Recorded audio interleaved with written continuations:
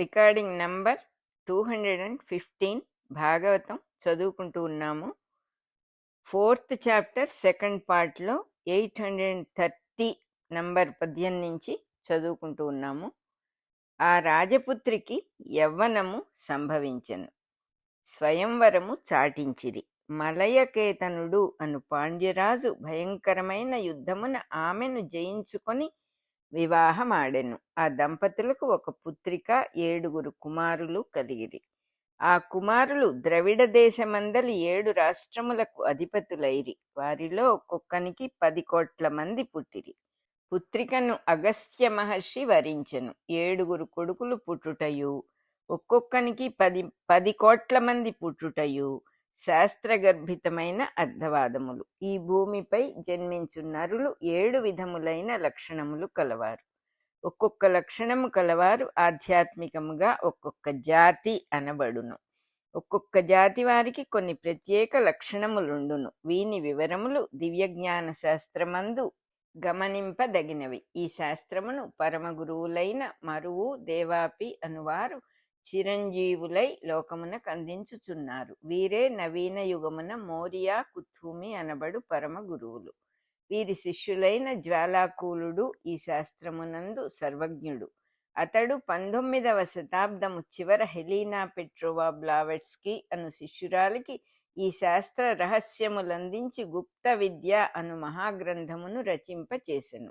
ఆంగ్లమున దాని పేరు secret doctrine. దాని నుండి ఆమె శిష్యవర్గము నేర్చుకొని వివిధ గ్రంథములుగా దివ్యజ్ఞాన శాస్త్రమును ప్రతిపాదించిరి. అందు ఈ 7 జాతుల లక్షణములను ది 7 రూట్ రేసెస్ అను పేర్లతో వివరించుట జరిగెను.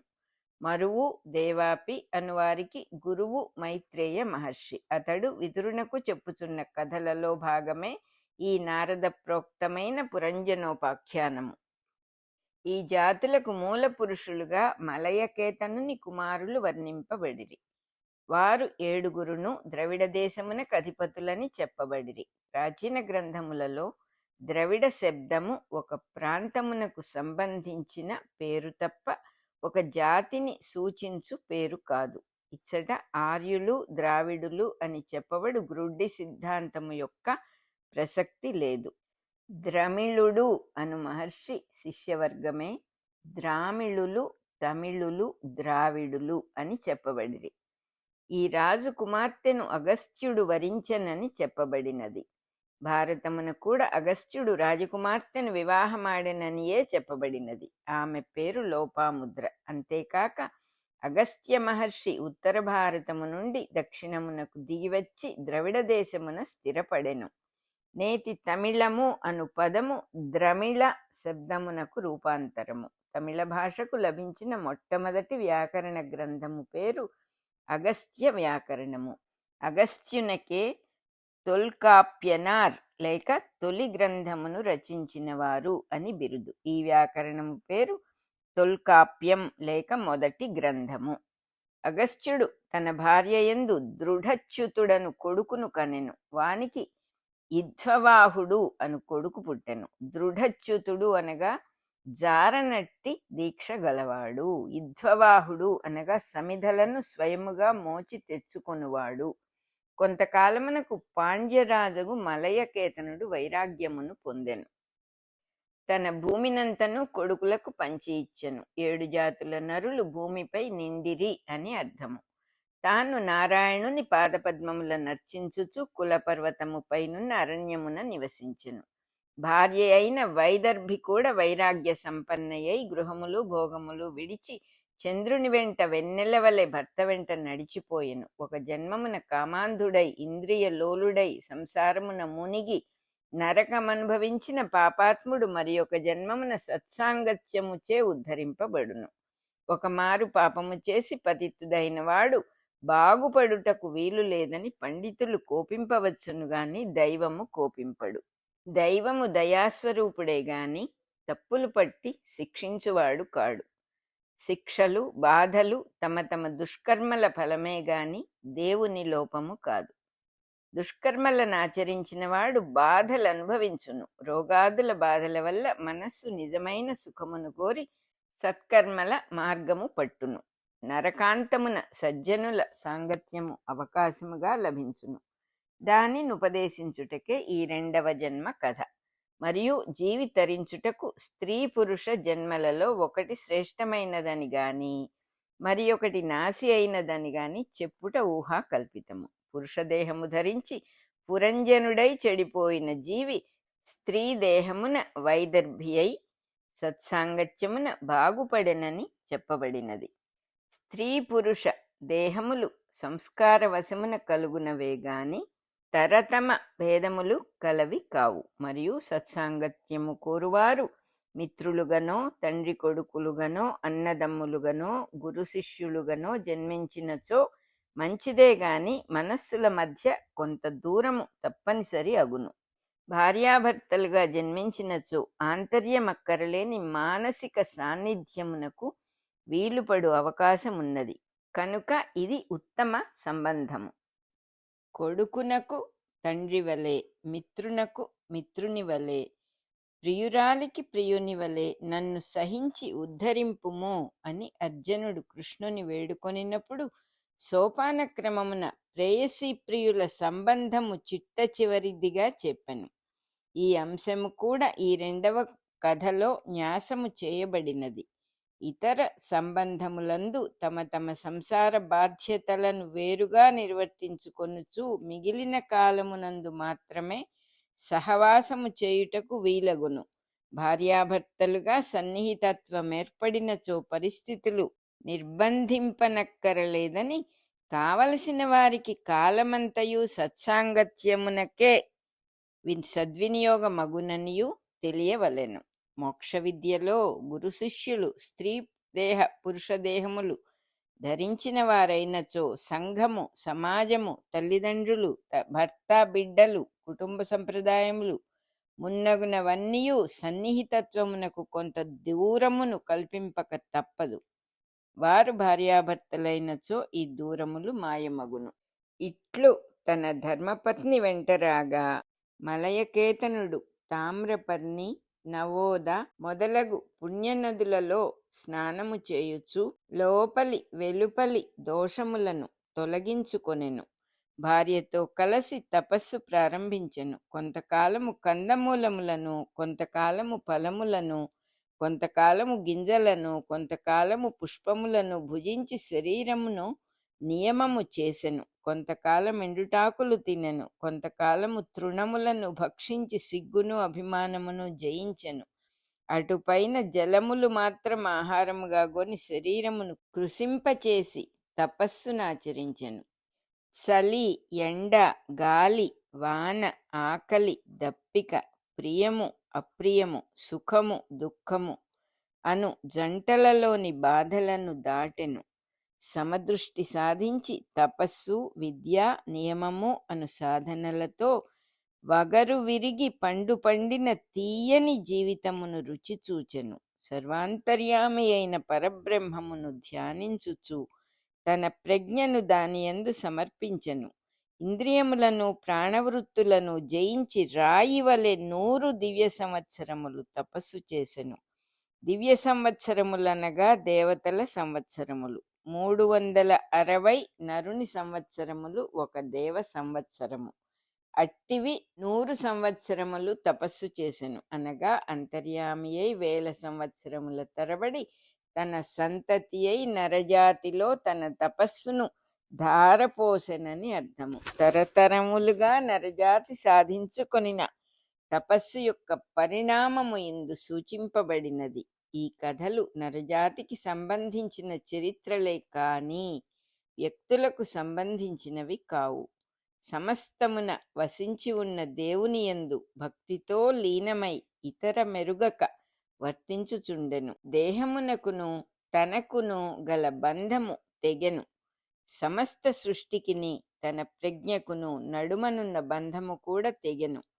అప్పుడతనికి ఈ సృష్టి ఎందలి అనుభవములు కాని తన దేహాదుల ఎందలి అనుభవములు కాని ఎట్లుండెను అను విషయము విచిత్రము. ఒక్కొక్కప్పుడు తాను చనిపోయినట్లు కలలో దృశ్యము కనిపించును. చనిపోయిన వెనుక దృశ్యమెట్లు కనిపించును కాని కలలో కనిపించును. అట్లే తన శిరస్సు శత్రువులచే నరకబడినట్లు దృశ్యము కనుపించును. తల తెగిన వెనుక కనుపింపదు గదా కాని కలలో కనుపించును. చూచువాడైన తాను వేరై చూడబడు సంస్కారముల పుటలతో కూడిన తాను వేరుగా గమనింపబడుట వలన కలలో ఇట్టి దృశ్యములు సాధ్యమగును.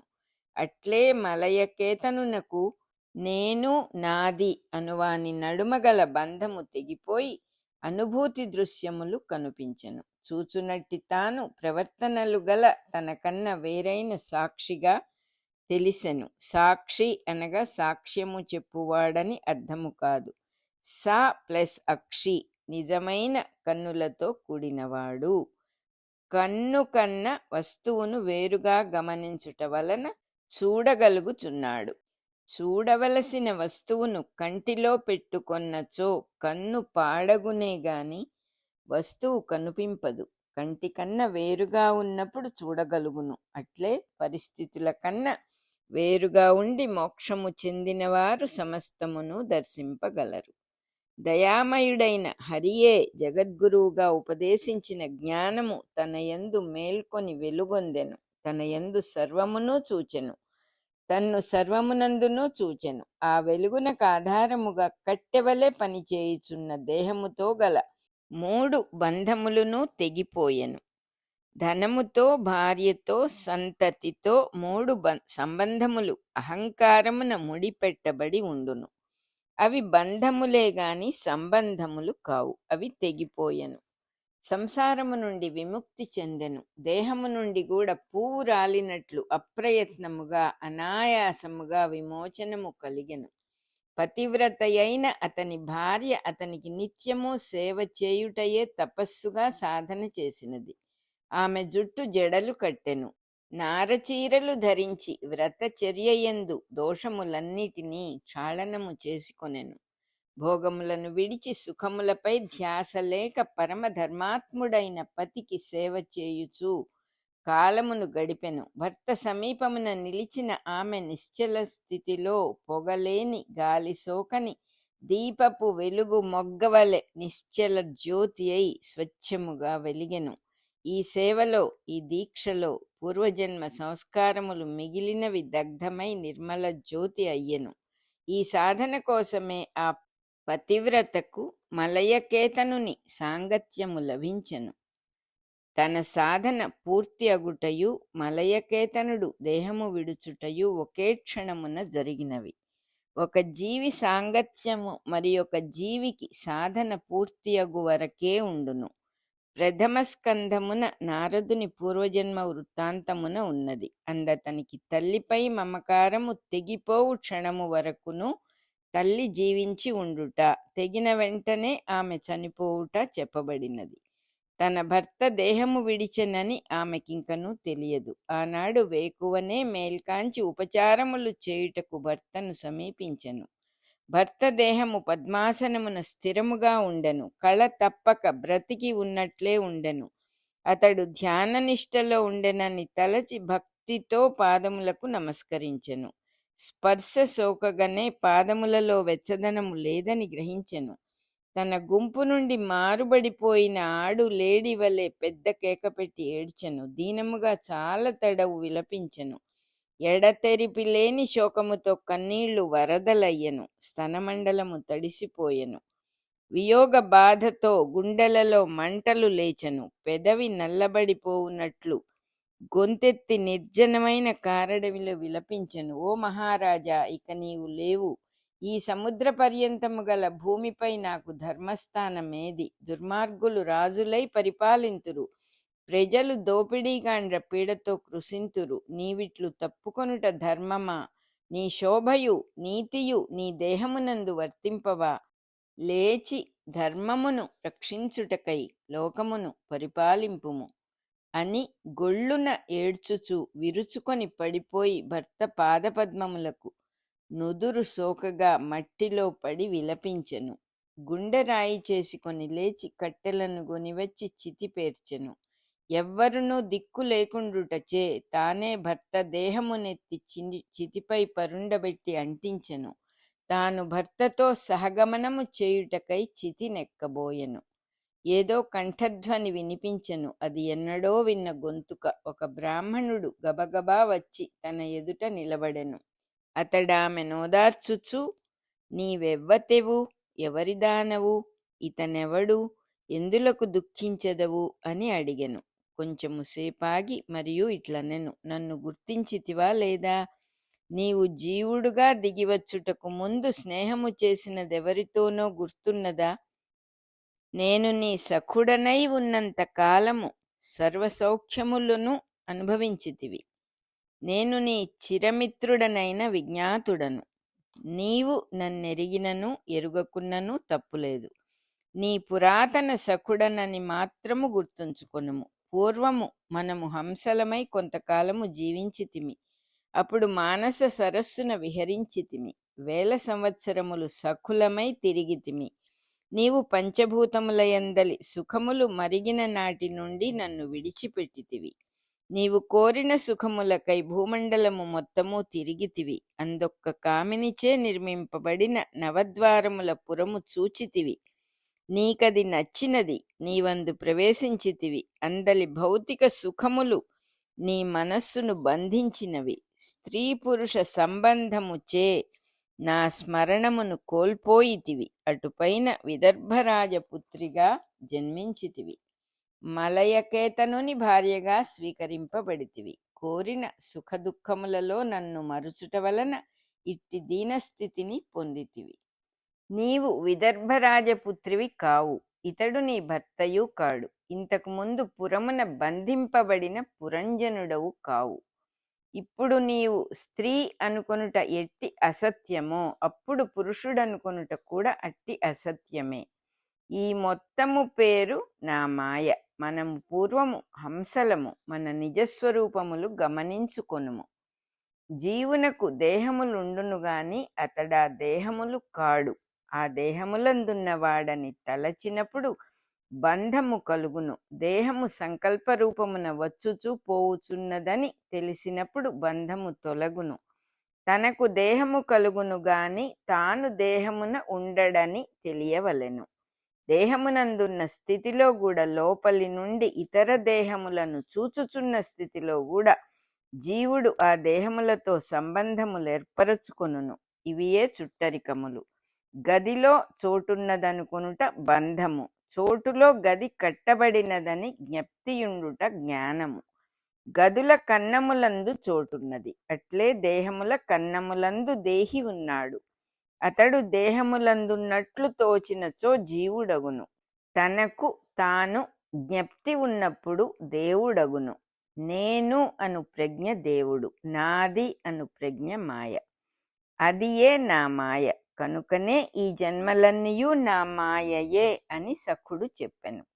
నా మాయ దాటరానిది, నన్ను ఆశ్రయించిన వారు దాటుదురు అని గీతలో కృష్ణుడు చెప్పెను. దేహముల యందు జీవుడున్నప్పుడు కూడా దేహములు పనిముట్లుగా పనిచేయుచున్నవే గాని తాముగా పనిచేయుటలేదు. కనుక దేహమునందు, మనస్సునందు, ఇంద్రియములందు, బుద్ధియందు, ప్రాణమునందు నేనున్నాను గాని అందేదియును నేను కాదు. అవి అన్నియు నా స్థితులు లేక మాయ. మాయ నా నుండి పుట్టుచున్నది, నాయందు వర్తించుచుండును, నాయందు లీనమగును. నేను మాయయందు వర్తింపదలచినప్పుడు జీవుడు అనబడుదును. అప్పుడు బంధము కలుగును. నేను బంధమునకు అంగీకరింతును. అది నా క్రీడ. దేహములయందు అంతర్యామిగా ఆచరించు నా స్థానము ఆ దేహాదులలో లేదు. ఆడ మగ అను భేదము దేహములకు సంబంధించినది గాని నాది కాదు. నేను దిగి వచ్చినప్పుడు హంసలుగా దిగివత్తును. అనగా నేను, నీవు అను భావములుగా చరింతును. అహం అనగా నేను, సహ అనగా అతడు, హంస అనగా నేను అతడు అను భేదము. గాలి దేహమున దూరినప్పుడు ఉచ్ఛ్వాసము నిశ్వాసము అనబడు 2 గాలులుగా విడిపోవును. వెలుపలి గాలి 2 శ్వాసలగుట ఎట్లు అసత్యమో అట్లే నేను వాడు అను అభిప్రాయములు కూడా నాయందు అసత్యములు. దేహములందు బద్ధమైనప్పుడు నేను వాడు అను భేదం ఉండును. జ్ఞానము కలిగినప్పుడు తొలగును. నేను వాడు అను భేదము మనస్సున ఏర్పడును కనుక రెండు హంసలుగా మానస సరస్సున విహరించితిమి అని చెప్పెను. మానస సరస్సు అనగా మనస్సు అను కోనేరు. అందు శ్వాసల మాలికగా జీవుడు జంట హంసల రూపములలో విహరించును. శ్వాసకును మనస్సునకును గల సంబంధమిది. కనుకనే యోగాభ్యాసము చేయువారు మనస్సును తమ హంసలతో చేర్చుదురు, అనగా తమ శ్వాసను దాని గమనమును గమనించుకొనుచు శ్వాసలో మనస్సును మనస్సులో శ్వాసను లీనము చేయుదురు. ఇట్లు చేయు విధానమును ప్రాణాయామము ప్రత్యాహారము అందురు. దానితో ధ్యానము కుదురును. ధ్యానమనగా మనస్సు ప్రాణము ఒకటి అగుట. దానితో జీవి నిశ్చలుడగును. తాను సమస్తమునందు ఉన్నాడని తెలియును. ఇదియే సమాధి స్థితి. ఇదియే యోగ విద్యకు పరమావధి. జీవిగా దిగివచ్చినప్పుడు ప్రాణము నుండి మనస్సు వేరుగా పనిచేయును. ప్రాణము శ్వాసలుగా మాత్రము కూలి పని చేయుచు దేహమును నిలుపుచుండును. మనస్సు మాత్రము తాను కల్పించుకొనిన అభిప్రాయముల రూపములల్లుకొనుచు పరిసరములను ఆ రూపములలో గమనించుచున్నవాని యందు సుఖములకై వెదకి కొనుచు బద్ధుడగుచుండును. తానే సుఖము అన్న సత్యము మరచి తనకు సుఖము కావలెనని భ్రమపడి దానినొక ఇతర వస్తువుగా వెదకి కొనును. సుఖపడుటయే సుఖము గాని సుఖమునకై వెదకుట కాదు. వెదకుచున్నప్పుడు సుఖము అను పదముపై తనకున్న అభిప్రాయములే దక్కును గాని సుఖము దక్కదు. కొన్ని సంవత్సరములుగా భార్యతో విరోధపడి దర్శన స్పర్శనాదులు లేనివాడు సంభాషణలో అయ్యో నా భార్య అని చెప్పినచో భార్య అను పదమునకు పూర్వస్మరణమే గాని ప్రస్తుతార్థము లేదు కదా. అట్లే సుఖము అను పదము కూడా వాడబడుచున్నది. ఇట్లు అజ్ఞానమున పడకముందు జీవుడు దేవునితో ఉచ్ఛ్వాస రూపమైన జంట హంసగా ఉన్నాడు. ఇక మిగిలినవన్నీయు క్రీడ కొరకు తాను కల్పించుకొనినవే గాని వేరు కాదు. మన రికార్డింగ్ నంబర్ 215 అయిపోయింది. చతుర్థ స్కంధం సెకండ్ పార్ట్లో 830 పద్యాల నుంచి స్టార్ట్ చేసి మనం 850 పద్యాల వరకు చదువుకున్నాం.